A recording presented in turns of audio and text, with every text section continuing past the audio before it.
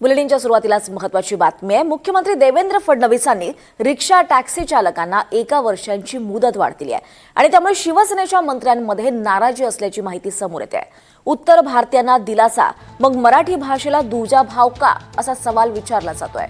परिवहन मंत्री प्रताप सरनाईक यांना विश्वासात न घेता हा निर्णय घेतलाय, त्यामुळे नाराजी पसरली आहे।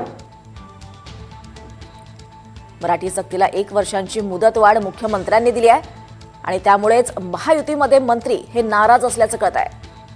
त्यांचा सवाल आहे, उत्तर भारतीयांना दिलासा, मग मराठी भाषेला दुजा भाव का, असा सवाल त्यांचा आहे। सोबतच परिवहन मंत्री प्रताप सरनाईक यांना सुद्धा विश्वासात न घेता हा निर्णय घेतलाय आणि त्यामुळेच महायुतीमध्ये मंत्र्यांची ही नाराजी पाहायला मिळते आहे।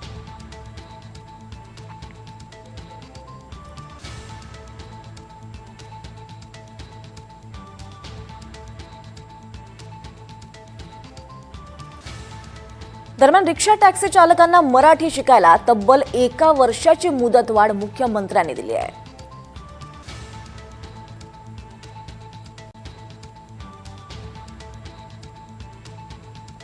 तर यावर सरनाईकांनी काय प्रतिक्रिया दिली आपण पाहूयात। परंतु माननीय मुख्यमंत्री हे आमच्या महायुतीचे सर्वोच्च नेते आहेत, राज्याचे मुख्यमंत्री आहेत। त्यांनी जो निर्णय घेतला तो निर्णय आम्हाला सगळ्यांना बंधनकारक असतो आणि त्यामुळे त्यानुसार ही कारवाई होईल। परंतु हा झाला मराठीचा मुद्दा। मराठीच्या विषयावर माननीय मुख्यमंत्र्यांनी 1 वर्षाची मुदतवाढ दिलेली आहे। आम्ही त्या पद्धतीनं कारवाई आमच्या RTOच्या डिपार्टमेंटच्या माध्यमातून करू। परंतु आता मुख्यमंत्र्यांनीच जर 1 वर्षाची मुदत दिली असेल तर त्या 1 वर्षामध्ये त्यांनी मराठी शिकावं, मराठी बोलावं। मला तर आनंद ह्या गोष्टीचा आहे की आता ते बोलू शकणार नाही किंवा काही आमचे 1,65,600 लोक जे मराठी शिकले अवघ्या 105 दिवसामध्ये, त्यांचं कौतुक करावं तेवढं कमीच आहे।